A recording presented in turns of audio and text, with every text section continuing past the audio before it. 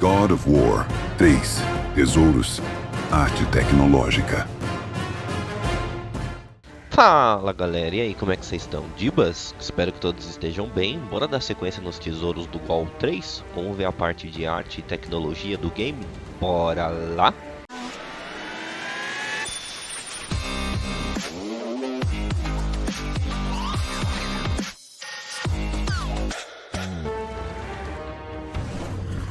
We're not quite artists, close, but not quite. You know, some of us have artistic skills,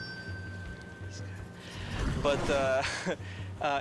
we're not quite programmers either. Although we do write code, right? Once again, not so much this guy. And tech art helps make the stuff, and we help people use the stuff. Because without us, nothing would get done. There's a huge gap between the engineering guys or the coders and just regular artists. So we kind of bridge that gap. Artists don't understand binary. When a programmer comes over and he's like 00101, it just goes in one ear and out the other, right? Yeah, they think it's a phone number or something. We have to invent things ourselves and come across certain lines that nobody has crossed before. We're good at it though, right? Right here. We're pretty good at it. Yeah. We've done so many crazy stuff in the past that there's nothing that surprises us anymore. The artists were having trouble just building things. And their levels, the environment guys just built huge, gigantic levels. Bigger than this guy. Yes. And the levels themselves, they just get really big, and they only need working on a small section of it, just a little portion. And I wrote a tool that lets them pick which parts they want to use and export just that as a level. And to get that, they just came to me with a problem. They wanted to exaggerate Kratos and the torture that he does to his enemies. So we came up with a system called the Zipper Tech, where basically the animator would use controls to open up wherever the cut is on the character. The character artists would model out wherever the cut will take place, and we'll put the rig on top of that. So here we have the Centaur rig and the Zipper Tech. The Centaur's guts are going to be opened up. And so basically the animator would go in and create the CS move. You can go in and individually select these controls and open and close his gut. Here we have the guts for the Centaur. They're going to be part of the props. The animator will go in and animate these guts spilling out of the Centaur. And so the guts will be placed in and around here. And to further sell the point, we've got separate controls over here in the middle where you can actually pull out the insides.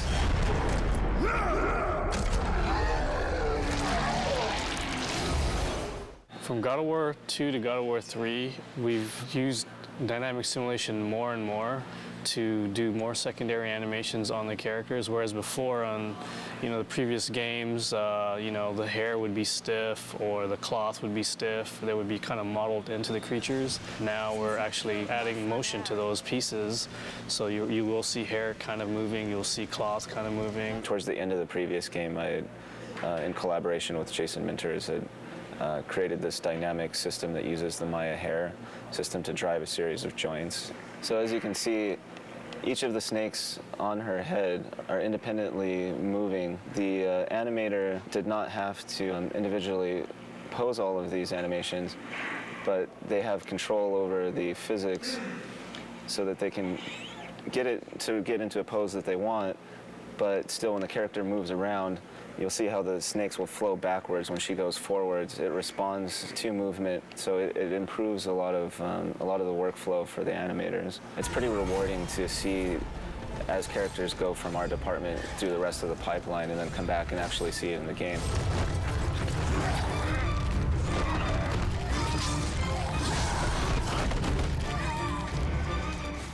So what I received here is a model of Kratos. What I'm doing is adding the wrinkle in his facial expressions. It's being driven by the actual joints in his skeleton. So as you can see, as I lower the joints, his wrinkles go away, and just like a real human, As the joints move up, the wrinkles start to show up on his face. That's some of the new technology that we're putting into the characters and Kratos. Here I have another example. If I lower his shoulder, you can see veins start popping out and striations start popping out on his shoulder. So not only are we putting this technology into his face, but it's also going to be in his body. In the beginning, Yuri kind of got a little freaked out when he got the project because, you know, it was one of those things where it was like, okay, you need to work on this thing. This crazy tail rig that will do everything that we need to get done in this game. There's 4 of us on the team, and we all kind of took a stab at it. And, you know, it was kind of an iterative thing, but Yuri definitely solved the problem. What we see here is the battle between Kratos and Medusa, and Medusa's trying to constrict Kratos. The idea the rig can do dependent and independent motions. It can rotate one section at a time. I can move one control at a time. So now, for example, here, I'm affecting this part of the rig, and I'm also affecting controls that are right next to it. Things are stretching, and things stay in place or not. I think the key to it is that it's, for an animator, it's very easy to use. We can use it on many types of different creatures, tails, ropes, hair. In the God of War 2, there was a creature Krak, and that thing had huge tentacles. And Mehdi, he was lead animator and game lead animator back then. He animated it, and he complained a lot. And after he saw this rig, and after he saw what guys were doing with Medusa, every time I walk by him, he just thanks me for making this thing.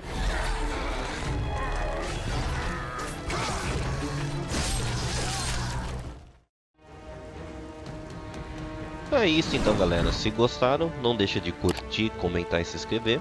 Ativa aí as notificações para não perder nada. E a gente se vê no próximo vídeo. Falou!